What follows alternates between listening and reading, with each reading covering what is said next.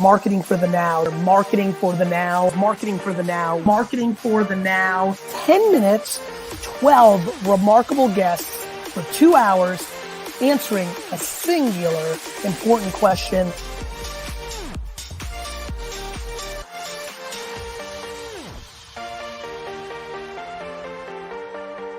Are you ready, Gary? What do you think? Gary. Hello, how are you? Live from the kitchen, and guess where I am, Gary? I'm in the bathroom. Don't tell anyone. We are on a company offsite, so we're all in the same house. Go ahead, Andrea, take it over. Oh my gosh. All right. This is going to be awesome. We've got a 1 hour show. We've got 6 incredible guests today, and we have one question. How do you figure out what makes customers tick?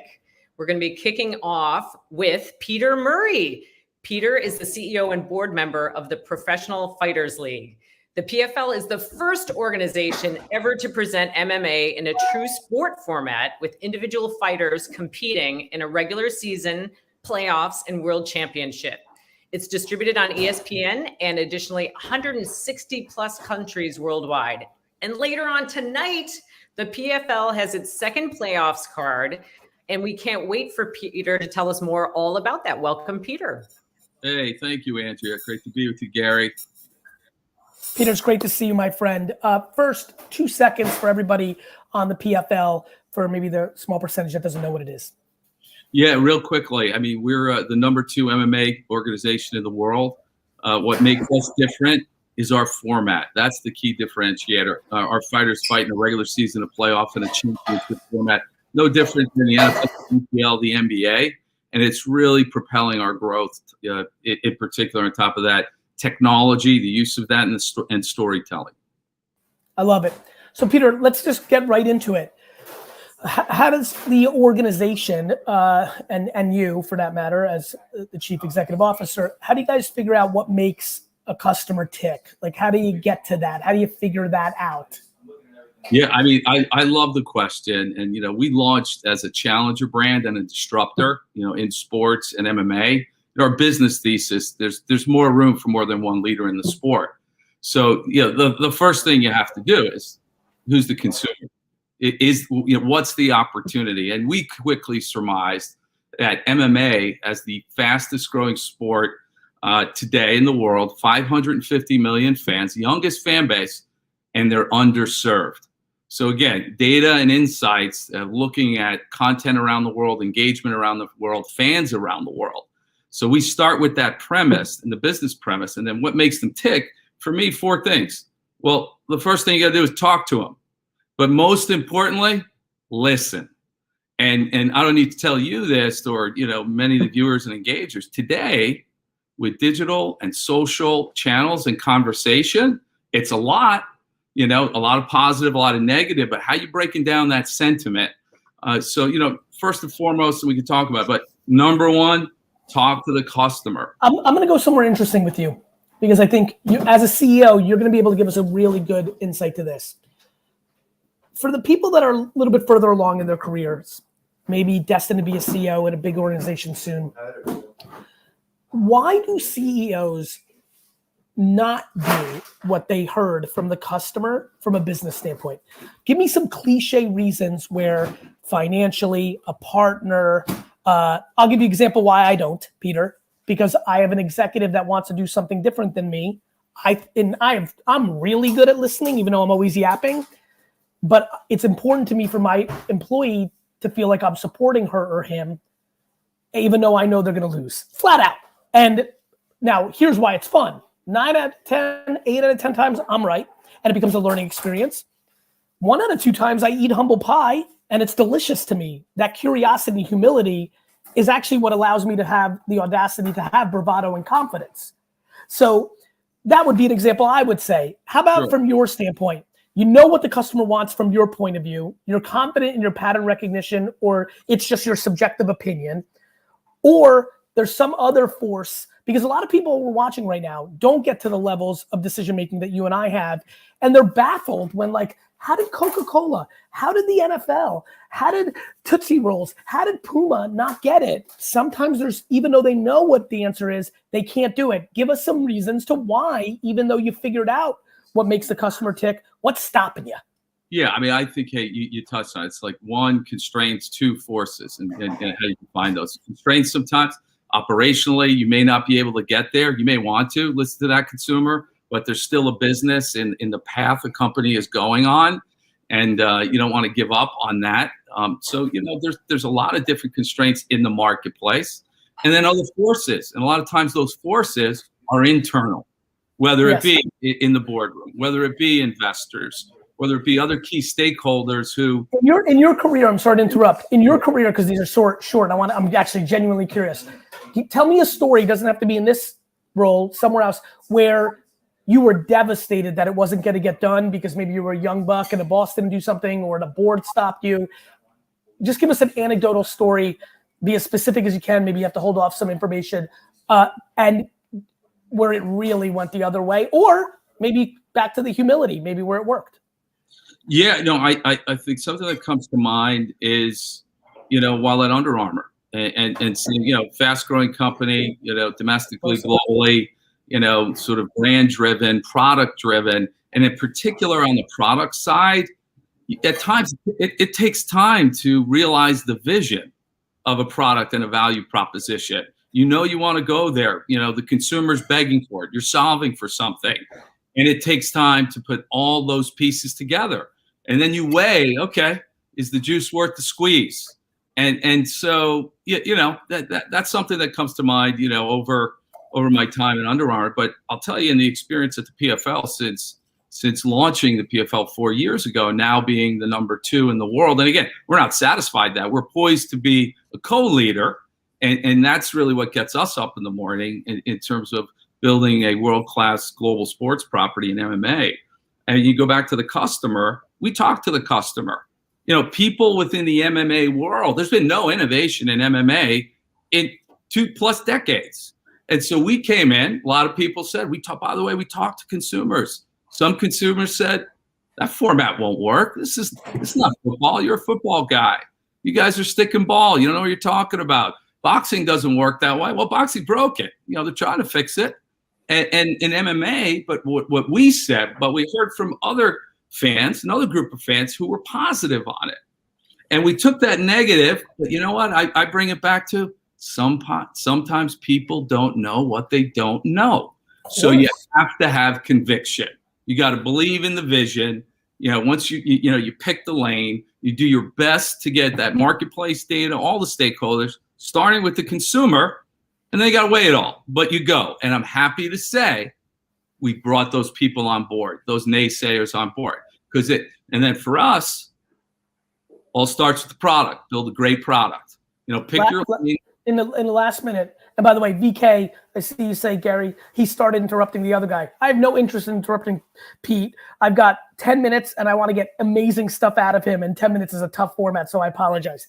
Pete, just for fun, closing part, because we got 1 minute. Sure. What's the first fight that you got excited about as a kid? Which I'm going to assume is either boxing or maybe even wrestling, WWF. As a kid, just a fun thing to get an insight to who is Peter Murray. What was the first fight that caught your attention as a child? Yeah, I'm the youngest of 5, older brothers, and, Muhammad Ali growing up, he was an icon. So, every Ali fight, I was sort of hooked. And how old were you when Ali fought Holmes? Because that was probably the one you were old enough that had hype. Right. I was in grade school, and were you devastated? Absolutely. But, what he stood for, not only his he's a champion, but his stature and socially, he was captivating. So, that really hooked me. Peter, thank you, my friend. Have a great day. Thank you, Gary. Take care. See you. Next, we welcome Morgan DeBaun, founder and CEO of Blavity, Inc., the leading digital company for Black culture and millennials. Blavity reaches over 100 million readers per month through a portfolio of media properties, including Blavity News, Afrotech, Travel Noir, and more. Morgan has been a renegade and a serial entrepreneur starting when she was a child. Welcome, Morgan. Thanks for having me. Hi, Morgan. How are you? I'm doing well. Hey. Let's just get right into the child part first, just because, that makes us, brother and sister right off the 100%. bat. What was your childhood hustle? Because that's where I always get most smiley. Look, I was hustling the stock market when I was about 14. And 13, 14 is when I first started investing. And then I also, in middle school, they banned candy and vending machines. It was like when everyone was trying to be healthy. And so I went to Costco or Sam's Club with my mom, bought a bunch of candy and started selling it, and ultimately I got in trouble. But I was like, the demand's not going anywhere. I once said to somebody when I started becoming an investor, I'm like, I have no interest in seeing any startup from anybody who has not been in trouble in middle school slinging something. That's right. Illegal as shit, like weed or lollipops. It's all the same game because that means it's in your blood, right? Like most 100%. kids aren't like you and I going to the store thinking, oh, here's a flip. Right. Margins. And by the way, the candy margin game in school is still one of the greatest margins that has ever lived. Absolutely. You go to Sam's Club, it's like, what, $15 and you get an entire case? What? Buckets. Yeah. Morgan, let's go into the question and we'll bounce around a little bit. You've had this incredible success as such a young woman and a powerhouse so early in your career. Oh, that can only happen when you actually know what makes the customer tick. I would say the candy hustle was easy. Kids wanted candy. As you've matured into who you are today, how do you figure out what makes a customer tick? How do you do it? Yeah, to me, it's about emotion, right? Like, what is that emotion that you can bring to the customer? So for Blavity, there was a feeling of loneliness. That was the feeling that I had when I was kind of in the tech world and working my full-time job in tech and was like, I love it here, but this is super lonely. Like, what am I supposed to do in my free time? What am I supposed to read? How am I connecting with people? So actually figuring out what emotional problem you solve for somebody makes it really, really sticky because then they feel something and they remember it. It's not just a passing piece of content or a passing interaction. It's something that actually sticks with them. Are you good at, if you were self-assessing, and I know you're young, so that keeps evolving, but at this exact moment, do you think you're good at scratching your own itch as a consumer figure outer? Or do you think you are good at research, like black and white data? Do you think that you've got the ear? For me, I'm like, oh, I'm a music AR. I just do it for life, right? I can't explain it. I just know NFT. I just know this. I just know that. It's just in me culturally, because I think my empathy for humanity makes it come logical to me, which is why I play in so many pockets. Where do you think your strength is of those three, a mix of the three? How do you break that down? I think when I first started, I was solving for my friends, myself, and the problems that I had. And so it was definitely, it was a scratcher. But to get to scale, you can't just scratch yourself, right? Like, I am not a travelista, but I know that travel noir, is something that emotionally, travel aspiration, getting that vacation or just getting out of your city is something that everybody wants to do, and that there was nobody doing that for Black people. So that was also to some extent intuition to what other people may need, and then listening, just like straight up looking at what's trending in the mainstream white millennial media spaces and then testing it with an audience that's underserved. It sounds simple. No.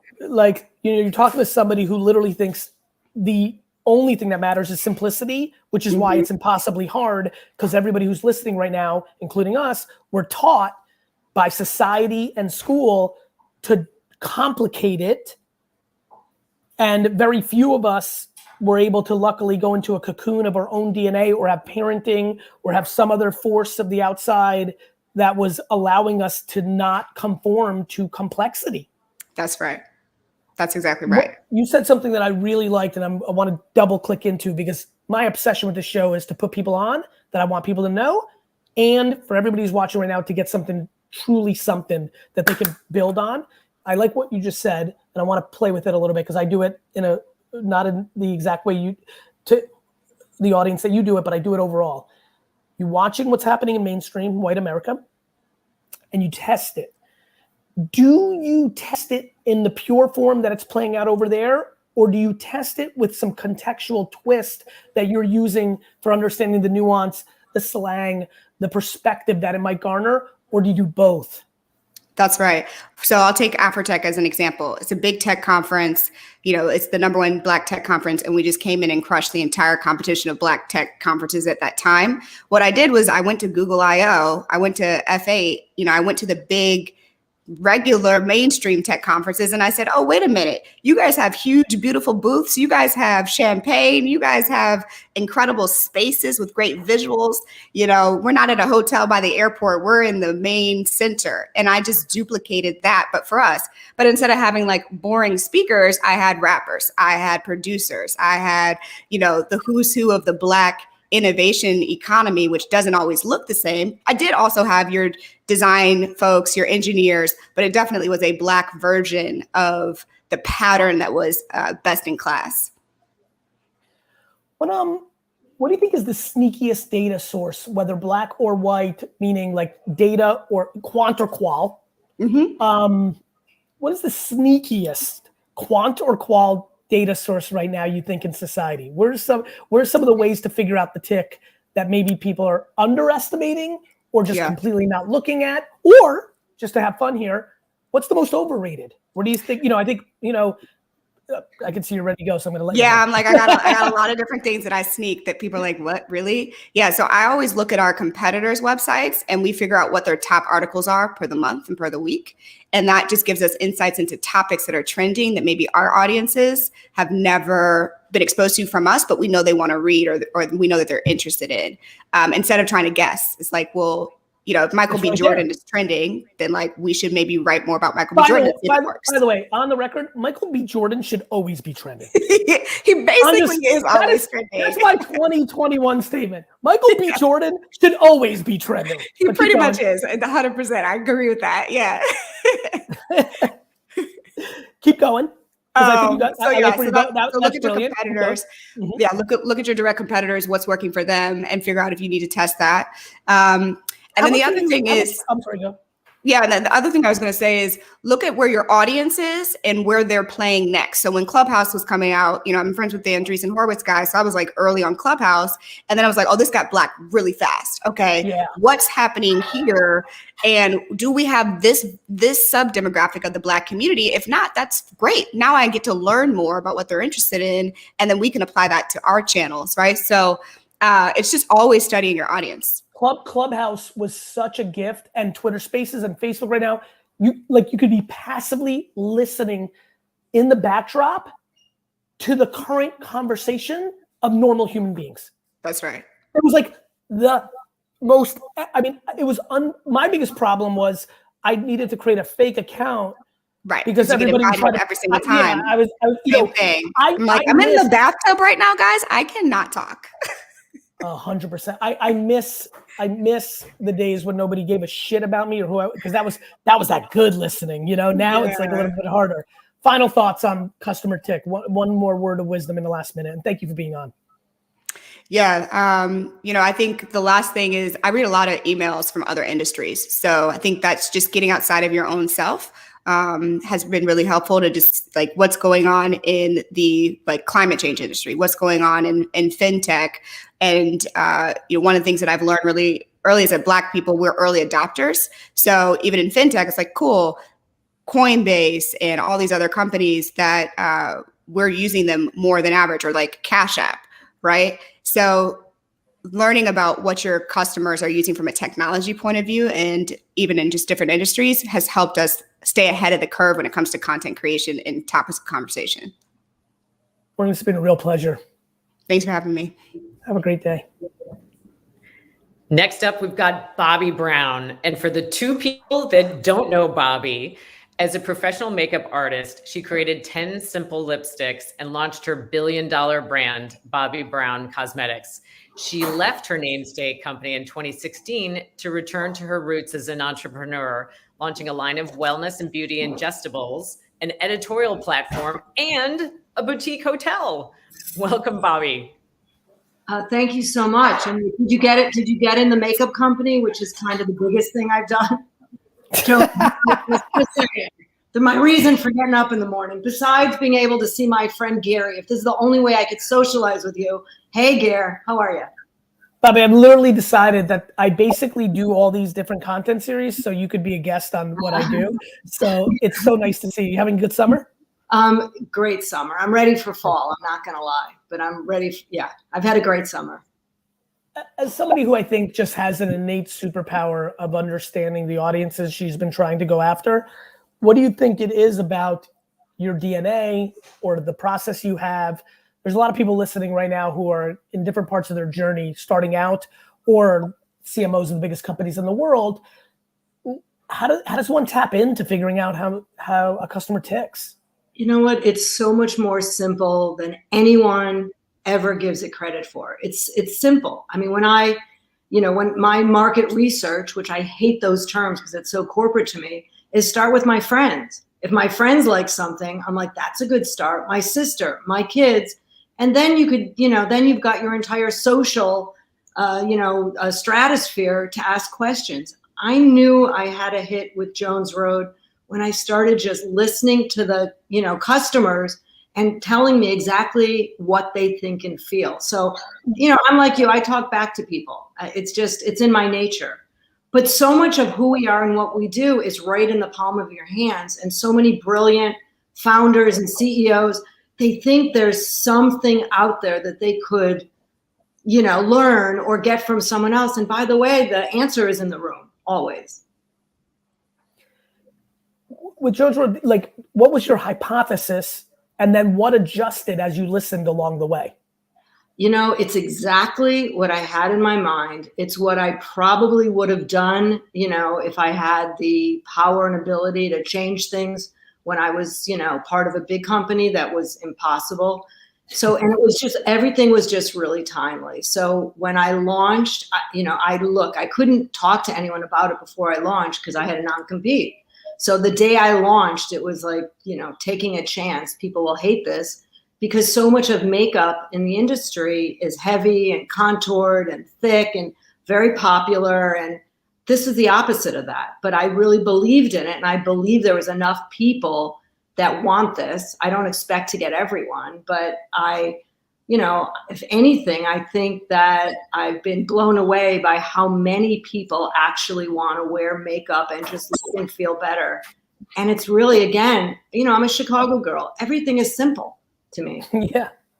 Talk about that simplicity, the Chicago girl. Do you think that people put too much academics around consumer behavior? 100%. And, the good news about me is I get overwhelmed reading brilliant things that people say. It like clogs my brain. So then I just start all over and think about what I really think and then, figure out what to act on.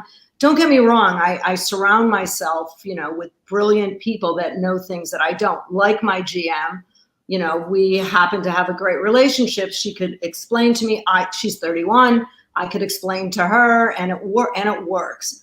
But, so much of our story is the same because we're not your classic, educated anything. My business degree I got from life, as did you. And I had a store in my basement growing up with my friends, a jewelry store. It was gorgeous and wonderful, but you know what? There was no foot traffic, so it didn't really succeed. I love that. You weren't able to convince some of the neighbors to come through? No, I don't think my parents let me, but we did have we're not letting strangers into our basement. Bobbi, given the fact that you built from the streets, then you have this incredible opportunity to sell your business, which is a monumental thing for many entrepreneurs. Then you're in a corporate environment, which for street kids like you and I is like, yeah. I have an agency that works with corporate companies and it's hard for me, but I still control my business. My compassion towards what you had to go through during that time, it's difficult, right? For us, our companies are our babies. Now you're watching it in this conglomerate. And back to your point, we learned by doing. A lot of people in business learn, get into positions by reading about it. Like, what was because I know there's a lot of people watching right now who are considering to sell their company. there's obviously the financial gain that comes along with that, but there's an emotional aspect towards that I don't think a lot of people talk about. Instead of going, because I want to stay on theme, I'm going to go into a very narrow place of this. What surprised you, without naming names or going, but what surprised you about the out of touchness of big corporations with the consumer, and what did you learn, and what are some of the themes there and things for people to look out for if they sell their company and have to navigate that business within a big company? Right. Sorry. There's a lot of answers with that. So I'm going to be really brief. First of all, the thing I learned. You got 4 minutes, so yap away. I need 30 seconds. So the main thing that I learned working with a lot of people at the table in really beautiful suits from all over the world, but honestly, it was a very good looking, crowd. What I learned was everybody has an idea. Everyone knows better. And because I'm not one of them, I listened to them, and I could fight, and I wasn't going to fight. What I learned is to listen, to sit back when it was time, give my opinion, and say to them, and this also is why I'm happily married 33 years, that I hear what you're saying. That's an interesting idea. Because that's honestly, you have to figure out how you get along with people to make the best decisions for your company. And now that I have, 12 people that work for me, and my only investor is my business partner, my husband. So, it's the same thing. I hear what you're saying, and I want him to say it to me. I hear what you're saying. That's kind of the most important thing. And I do advise a lot of founders. They call me up and they ask me, and I give them the good, bad, and the ugly. And, I stayed 22 years after I sold the company. I don't know. That's insane. That's incredible. Insane. And Gary, who would think that at 60, I left the company, I was 59 years old. I'm 64 now. I founded a new makeup company. Who in a million years would have thought that, there is life after one big thing you do? Yeah. Yeah. You know this. I'm obsessed with this. I'm like, what's the matter with people? Yeah. You are more on fire and vibrant right now than 87% of the 29-year-olds I know on earth. Like, I don't understand why people listen. We've, as a society, have started to go after certain issues around the world, like around gender and race and religion. We need to start talking about ageism, this concept that, we have 36-year-olds, Bobbi, who are watching this right now who think their life is over and they fucked it up. They didn't do their, people are confused as fuck with age, Bobbi. Yeah, but this really great thing that's happening right now, there's so many bad things in the world happening, but the really great thing is everyone has permission to do something else, to stop whatever isn't working for you. Don't do it and do something else. And I don't care what it is, you'll figure out how to make money. But just follow your dream and take chances. And honestly, don't forget about happiness. Don't forget about your health. And don't forget about your personal life, your kids. All those things actually matter. And, work is my joy. But, one day I'll have grandkids. And, I think I'll be an even happier person. Of course. And it's amazing. I mean, we both live this life. It's amazing to have work be your hobby. We spend so much time on work. So many people look at work the way I looked at school. I was depressed 6 to 18. Bobbi, Yeah, do you know what Sunday nights in the fall, winter, and spring felt like for me? Like the worst. I hated it. And the fact that people from 22 to 68 live in that place, fuck. People like, Gary, you don't understand. I have bills. I'm like, live in a shittier house. Right. Live in a fucking have a shittier car. Don't buy $4 fucking coffee. Fight for happiness. Get a roommate. Yeah. Figure it out. By the way, if you were my kid, because my third kid hated school and wasn't happy, so I let him go to school in Colorado. As a parent, you've got to kind of follow each individual personality and figure it out, which is the same thing as your employees. Everyone has, things that they're good at and things they're not. 100%. Bobbi, love you. Talk to you Love soon. you too. Bye. Amazing. Thanks to you both. Next, we welcome Sophie Jameson, the Chief Tick-Tock Officer at Nerf. And what a story she has. Her creative content and love for Nerf earned her over 1.8 million followers on TikTok, and ultimately a C-suite position at Nerf. She was just a junior in college when she landed it. And today, Sophie is going to be interviewed by our very own Peter Chun, SVP Global Head of Partnerships and Growth at VaynerMedia. Welcome to you both. Hey, everybody. Thanks so much for that intro, Andrea. Sophie, how are you? I'm fantastic. How are you? I've gotten so many messages from people just asking me so many questions to ask you. And this is just such a gift for us to have you on today. So thank you. But we have limited time. So let's get right into it. I think one of the first things everyone wants to know, Chief TikTok Officer, first of its kind, give us the origin story. How did it happen? What was going on? I mean, just looking at your backdrop, it's a pretty natural thread that I think most people can pull, but give us the reveal. Tell us about that. Yeah, I'll make it quick for you guys. So I was posting on TikTok right around last year, right when COVID hit. We were in quarantine, didn't have much else to do. Got around 1.5 million followers, and then Nerf created this job where the application was via TikTok, which was really cool in its own regard. So I made a TikTok, applied, and then had a formal interview. And then they said, we'll call you back in a bit. And then they called me back 12 hours later, and I got the job. You know, I remember when we first spoke and you told me the 2 weeks, we'll get back to you in 2 weeks, and it was actually 12 hours.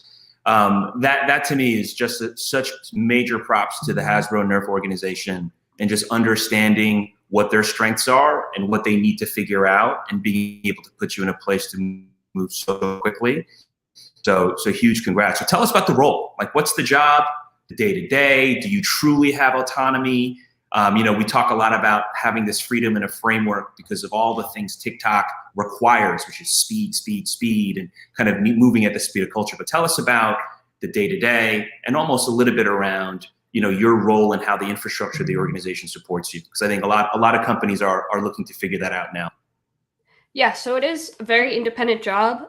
You know, I don't really have anybody checking in, you know, on a day-to-day basis. I create around 5 TikToks a week, and then we go through a whole process of making sure that they're okay and then posting them in the following weeks. But if there's a trend, which is super important, a trend that's trending on TikTok, we'll hop on it and usually produce a piece of content within 12 hours of seeing the trend. So just expediting those approval processes. Typically, I just send it to my boss. And even if he doesn't get it, I go, no. It's going to work. Trust me.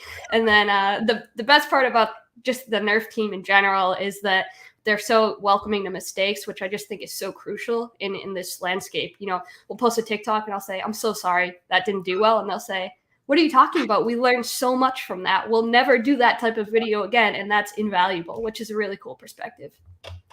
Wow. So how often do you think things don't work out on the platform, but there's an inside gain that helps empower the next version? Yeah, I'd say even, you know, like 75% of the time or something insane like that. You know, if you're posting every day, 1 hits a week, that's typical. And then all the other ones you learn and improve. That's such an important point. And I feel like even folks at Vayner, we are a very contemporary creative media strategy organization. And we love hacking platforms and moving quickly. But even within our own organization, there's this sense that you can go viral overnight on the platform. And coming from you, it's just great to hear 75% failed. And so the notion isn't to start to think about, oh my gosh, this isn't working. You just have to continue to post more and more, get into comments, learn, grab the insight, and reproduce, which is incredible. Yeah. Which gets us kind of to the next question here, which almost every person was messaging me about, which is what makes a good TikTok? Yep. And I wish I had a secret formula and I could just say A and B, bam, you're viral. It's not that easy. The first thing I always say is, and this applies to everything in life, enjoy what you're making. If you make a video and you don't like it, you can immediately tell and people are going to be turned off and not want to watch it. I'm passionate about every single TikTok that I create, whether or not it does well. That's honestly the most important thing. And that comes in together with authenticity and just being yourself on camera, creating TikToks that you actually like, and then just continually learning, you know, from past mistakes. Like I said, you kind of start to create your own formula, and it's going to be different for every single influencer, every single brand. There's no one size fits all, which I actually love, but it's also a headache for a lot of marketers. But there's no one size fits all on TikTok. So look, two things. You already dropped 2 gems on everybody here. One, which is 75% of the TikToks you create won't work. And 2, it's almost like every TikTok requires something new and you constantly have to be creating and innovating there. Are there any kind of recent learnings you've had from the posts you've put up, Sophie, that just seem to be kind of, not to say you need to game the algorithm, but the algorithm obviously is a huge component here. Brands trying to hack the For You pages is always top of mind. And less the tips to hack, but kind of what seems to be working today. Yeah, definitely just doing the trends and seeing what the viewers like, what gets really great engagements. And you can learn a lot from your comments. You can, they're not always positive, but there's a lot that you can learn from them. And if you take it with the right attitude and perspective, every single comment can give you some piece of insight.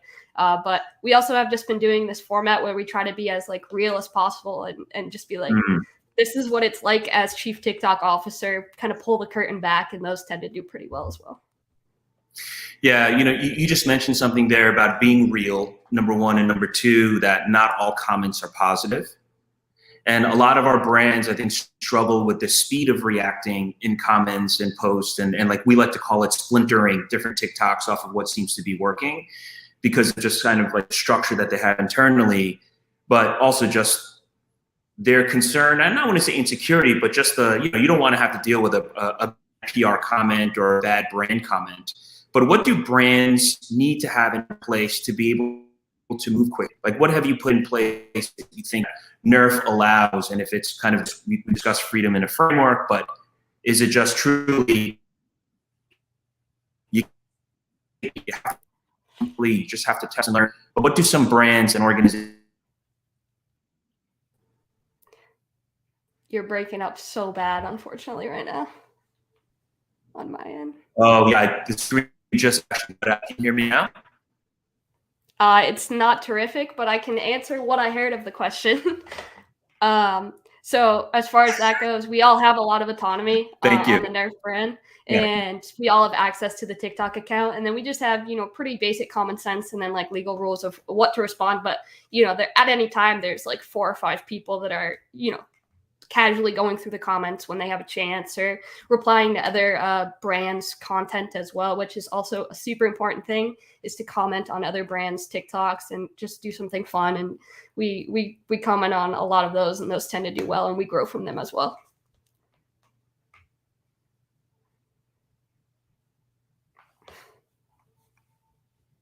Hey, Sophie, can you hear me? A little bit.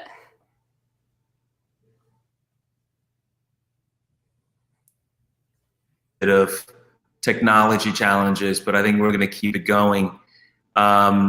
Incredibly helpful.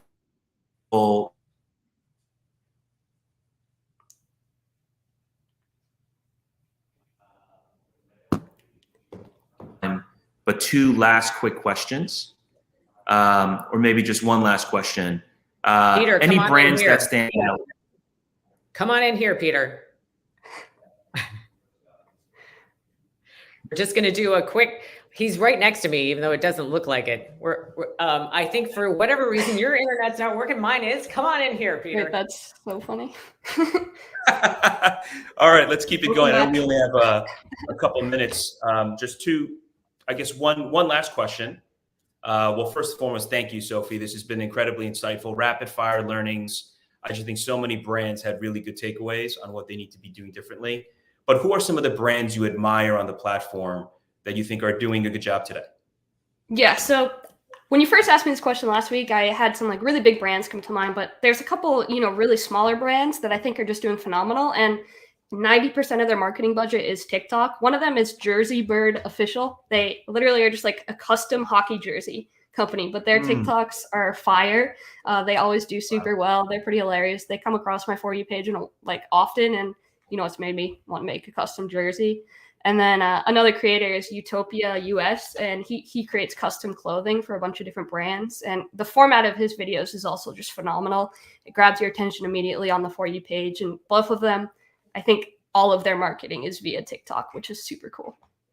Yeah, I think we're all waiting for that next wave of disruptors, which is really going to be seeded and built in TikTok first, understanding how to connect with that audience. Sophie, thank you so much for all of the information and education you've provided today. And just a huge thanks to Nerf as an organization and Hasbro for just being so forward-looking and creating a role like you to just help educate the market and brands. So thank you. Thank you. Thanks, Sophie, and best of luck. What an amazing opportunity. All right, up next, we welcome Roger Soleil, CMO of WeWork. Roger is my hero, not only because he was born in Barcelona, Spain, but also because he has over 20 years of leadership experience in marketing, but also in innovation of products and services. When Roger was CMO at Sprint, he was named one of the world's most innovative CMOs by Business Insider in both 2016 and 2017. And he's all about the Chiefs and the Royals. Today, Roger will be joined by VaynerMedia's SVP of Media, Antonia Swan. Welcome to you both. Thanks so much. Thank you so much. So Andrea kind of stole a little bit of my question, Roger, but first off, thank you so much for joining. I'm super excited to have this conversation with you. I think as Andrea mentioned about your amazing background and how impressive it is, I think the audience, everyone really wants to know before we get into consumers tick. You were the CMO of Sprint during the T-Mobile merger, which I'm sure was an extremely challenging project. And then you chose to join WeWork as CMO about a year and a half ago amid the whole COVID-19 crisis. What were you thinking when you took that role and were going into it? Like, where were you? First, yeah, I like exciting projects, I guess, right? So look, when I joined Sprint, it was also about doing a turnaround, which we did from 2015 to 2020. And then once we merged with T-Mobile, then my assignment was over and say, okay, what's next, right? And look, WeWork, it's a brand that I've always admired. They have built a very powerful and interesting product. Now, you're right. In April 2020, when I joined, it was right after the failed IPO, and there was all this noise about WeWork. But I think that's exactly what it was, a lot of noise. And ultimately, what I looked at is what's going to be the future starting now, right? So we had this new management team, new CEO, wanting to do things very differently. Then I look at the actual unit economics of the business. They are strong, and ultimately what matters most is the product was extremely loved by customers and is. Our NPS is very high. We have very loyal members, and the product was a truly innovative product in a category that had not been disrupted for many years. So ultimately, look, it's all about challenges this life, and I love the idea of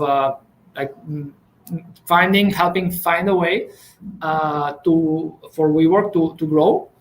And I saw also ultimately the pandemic was obviously also a big problem, but also a big opportunity, right? As all problems are, right? So ultimately the idea was what's going to be the post-pandemic world, right? The pandemic is not going to last forever.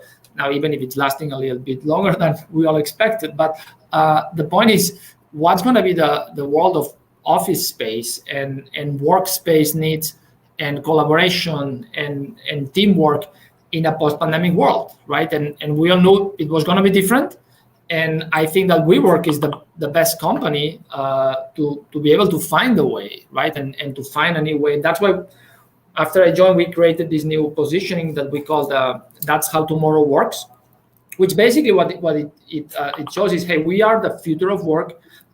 We are the new ways of working are going to be created with companies like WeWork, and then we supported this with the different evidences, like first health and safety being a priority, of course, but then our product itself being a flexible product, a flexible office space, which is something that we're leaning in even more and more. Right now, our position is pivoting to smart flexibility, which is ultimately nothing more than in these uncertain times in giving employees and companies the ability to develop their own hybrid models of work, and for that they need a provider that actually gives them flexibility in how they in office space. So a space that it has no capex, that they can go and use it and scale their teams up and down whenever they want to. So ultimately giving this total flexibility and giving them the ability to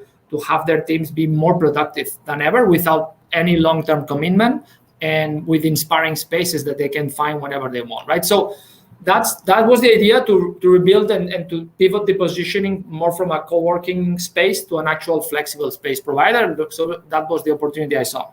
Amazing. Thank you so much. You jumped into many things that I want to talk about really quickly. So the pandemic is obviously a super big part of this, but two things. You came in to WeWork and you were super innovative, and you guys created new programs, new products. You pivoted as the consumer was changing their habits. So 2 questions in this. Consumers for you are also 2 different things. You have B2B and B2C, which is very unique. And people have very different opinions, whether they want to work from home, whether they want to go in once a day, or if you're someone like me, you want to work from New York one week, you want to work from LA another week. How are you guys thinking about that, and how consumer trends are changing, and how you guys were able to really pivot to that? I know you only have 3 minutes, so I'll let you jump. Okay. No, look, great question. I think the consumers, companies, they are looking for a way to get their employees back together in a safe environment, and more importantly, in a creative environment where they can collaborate and create magic and also build culture for their companies. So that's an important thing to do, and that's the need that we're trying to solve for, right? And we know that the future is not going to be like the past, right? Even after the pandemic. So it's accelerated trends that already happened. So no one is looking for spaces and cubicles for people to be 9 to 5 answering emails. It's about creating intentional spaces where people can collaborate. So that's the actual need of companies. And then as the employees or even professionals or consumers, they're looking for places where they can be simply more productive individually. They want to escape this work from home, which many times it can be difficult, and they want, we coined it as work from near home, right? Places where you don't need to commute, you can eventually walk there and find a great space to work and to find other people, and maybe with other people from your company or even from all other companies that ultimately create this great work environment. So this is one of the needs that we've seen. And in terms of the products, that we've been pivoting them exactly to adjust or to adapt to these needs, right? So in terms of this consumer, or also from the enterprise side, we created this product that we call Access, which basically it's a monthly membership that gives you the ability to go work on any WeWork around the world or around the corner. And mostly what's happening is obviously around the corner. So you can really escape from this work from home, or you can have small teams gather into a place to collaborate. That does not need to be the corporate headquarters, which eventually requires a huge commute, or it's simply closed, right? So then basically you can have this flexible space available. We even have created a version of that we call on-demand Access, which is basically an app where you can book space by the hour or by the day. And we've seen amazing growth on that, and it's the ultimate flexibility of office space. So that's been connected to that need of consumers. And then from the enterprise side, we've leaned into creating this concept of innovation hubs or collaboration hubs, which ultimately is a space that is designed for collaboration, and where you are not really buying or leasing 10 spaces for 10 people. You're leasing the space maybe for 100 people, and then they rotate and collaborate, and they go whenever they need to, and they find this purpose together in that space, right? So that's the other products that we've been developing, adapted to these new trends. Love it. So super interesting. So you guys have clearly just gone after flexibility, almost like a class pass, but of the future. One last question. I know it's 12:50. I know you love soccer. What's your favorite team? What's your favorite team? It's Barca, Football Club Barcelona. I was born in Barcelona, and look, this is my team. Even though, as you mentioned before, I've been following the KC Chiefs a lot these last 5 years as I was in Kansas City. But big change from soccer to football. Great, thank you. I believe. No. I think we might have a few more minutes since no one else is jumping on. Okay. So I would love to know, hey, one more question. I was about to jump in. Okay, we got so many more questions, Roger, and I think we have all the answers behind you. Is that right on that board? Yes, whatever. What do you want to know? All the secrets, that's right. I'm here. Amazing. Thanks to you both. We appreciate it. Thanks so much. Okay, take care. Last but definitely not least, we welcome Lynn Schlesinger. She is the Chief Customer Experience Officer at Forbes. And Lynn stepped into this new role just last month, where she's responsible for delivering digital transformation and growth by connecting with customers across Forbes. Today, Lynn is going to be joined by Nick Miaritis, EVP at VaynerMedia. And I'm going to bring him on. Watch this. 5, 4, 3, magic. 2, 1. It's like magic. Hello, hello, hello. Hi, Lynn. I love that. Hello, Nick. How are you today? Very good. Thank you for joining us. Happy to be here. There could not be a more perfect title for this episode of this show, Chief Customer Experience Officer. It's a newish title I've been seeing in the world. Some announcements recently. I think it's a newish role for you, but maybe we start there. Where, what is this new role all about? What are you fired up about in this new role? Well, I am so excited about it. It is very new, just about 6 weeks since we made the announcement. And what we're really trying to do at Forbes is position ourselves for what's next. Forbes has been in business for over 100 years. We've got huge plans to grow and scale and create new products and services to support all of our audiences. And I'm going to be looking at through the lens of data, technology, and marketing. And how do we create this incredible customer experience wherever someone is interacting with us, no matter which product or which solution they are connecting with us on. So the true end-to-end, looking at it, the full 360 of the experience. It's pretty cool. And sticking true to the title of this episode, in that new role, how do you and the Forbes team think about figuring out what makes customers tick? I mean, that has to be an everyday, always-on thing in the world of publishing. Different from my life in advertising, where we have a little bit more time. But how do you think about it? So we think about it really broadly. We have so many different customers at Forbes, and we really try and consider each of their different needs. We have readers of Forbes.com. We have folks who engage with us through the social channels. We have print subscribers who are reading our beautiful publication every 2 months when it hits their mailboxes. We have event attendees and event speakers. Those are other audiences we consider and care for. And then we have our incredible marketing partners, another group of customers that are super important to us and who we want to elevate the Forbes brand so that they can elevate their messages through our different channels. How big is listening, when it comes to how customers tick? Is that the secret sauce when you got that many different customers too? It's such a big part of what we do, and something we are now getting uber focused on, and really trying to understand what do our audiences need and what do they need from us at different points of their journey. Forbes is incredible because we are the business media brand for folks who are starting their entrepreneurial journeys, whether they're young adults or even high school students who are entrepreneurial, have an entrepreneurial mindset and want to be on the 30 under 30 list someday. We have mid-career professionals. We just launched our 50 over 50 franchise, focusing on women who are doing incredible things at the middle of their careers. And then we have an incredible loyal audience of folks who are working with us through retirement and financial planning as they look to enjoy the fruits of all their labors through their entire career. So we really have this incredible arc and incredible long-term relationship with our readers in particular. And we do listen. We listen to what they say, certainly when they provide us direct feedback. We see the kind of content that they're interested in reading, and we want to create more of that content so that they can always stay well informed. And we have a slew of new products on deck that we will be launching hopefully soon, that we know based on market research and things we understand from where people's desires are from receiving content that we're going to be bringing to market later this year and next year. Cool. It sounds like, in the publishing world, you definitely don't think about this as an eyeball game. You think about it as a community building game. Does that sound right? So, Absolutely. We became super focused on communities about a year and a half ago. And we really look at developing these long-term relationships with all of our different customer sets.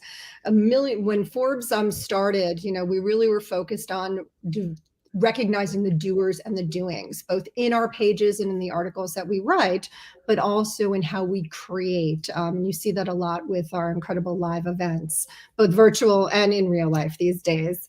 And Forbes really started with the ethos of, business was intended to bring joy and happiness. And we want to help continue that. And the community part is really important.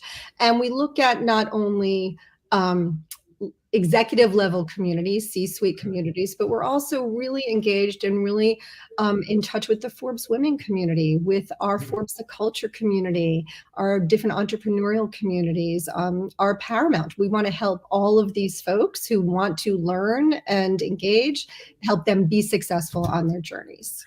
And it sounds like you have to operate both in the digital world and hopefully hopefully COVID passes eventually back in the live world as well. Absolutely. And we think a lot about our print publication too. We have 6 beautiful issues a year, the tactile experience of receiving it in the mailbox and sitting down with a cup of coffee or a cocktail at the end of the day and enjoying that experience is really part of what we think about as well. Yeah. When it comes to the customer relationship, and what makes people tick, how big is trust in your world? As a consumer of media, these days it's like, I don't know what to think half the time when I'm looking at a headline. Is that a factor in how you think about, customer relationship? Absolutely, because without trust, really, what do you have, right? We want to continue to be a loyal partner with all of our customers and all of our audiences. And there's trust not only in the journalism and the content that we bring to life, but there's also trust in how we handle customer data. Right? Are we doing with it what they've given us permission to do? Are we, do we have the okay to send marketing materials? Do we have the okay to invite people to participate in community activities or different forums? And we take that really seriously. It's a thing I've been thinking a lot about is what marketing activity are we all doing as marketers that are actually having the consumer push back on us, with whether it's how we use data, whether it's the constant spamming through email, is that something you all think about of how much is too much, how in the living room can you be with people? We do. We try not to be intrusive. We try to take the cues and the information that we have to send people relevant information, send them relevant content, so that their time spent with Forbes, whether it's through the print pages or the digital pages or at an event, is valuable time spent, and they can walk away thinking they got from it what they hoped to. Oh, true. We got 1 minute left. Let's shift gears a little bit. So as a customer, right, who I'm sure has lots of brands in your life, what brand are you insanely loyal to? How good are they at understanding how to make you tick? What do you look for in the brands that you love? Oh, that is such a hard question. I have to be really careful about how I answer that. But look, I'm a really big fan of Peloton and was before the pandemic. I luckily got my bike almost 9 months before things started to shut down. And I have really found great joy in the brand, in the content they deliver, and the experiences they allow for. One of the things I really love is that I can work out myself and do my own thing in my own basement, or I can join a group class and really be part of all of the energy and excitement that can come with that. So I think they've done that really well, and they've definitely had some hiccups along the way, but I think they've handled them with grace and transparency. And I can't wait to see what else they come out with. Amazing. I think I'm going to go in after that. Oh, Andrea's back. Hi. Hi, thank you, Lynn. Thank you, Nick. That was amazing. Awesome. It's so nice to be together. Are you going to close this thing out? By the way. We are double backs. We are double backs. Are you going to close this I'm thing going to out? close it out. All right. Then thank you so much. Thank you both. I'll see you soon. I'll step out. Do your thing. And congratulations, Lynn, on your new role. How exciting. Love this new title that's coming out. All right. Well, we just wanted to thank everybody for joining today's Marketing for the Now. And please join us on September 16th 12 to 1 Mark your p.m. calendars, mark your calendars. Eastern time. You'll be hearing all about what it takes to be a successful entrepreneur from founders and CEOs, including Alexis Ohanian from Reddit, Mindy Grossman, CEO of WW, otherwise known as Weight Watchers, Lauren Malian, the CEO of Digital Undivided, and Shelly Haas, the CMO of Ulta Beauty. And until then, #marketing for the now. Check us out on our past recordings, and we'd love to hear from you. Thanks everybody for joining today.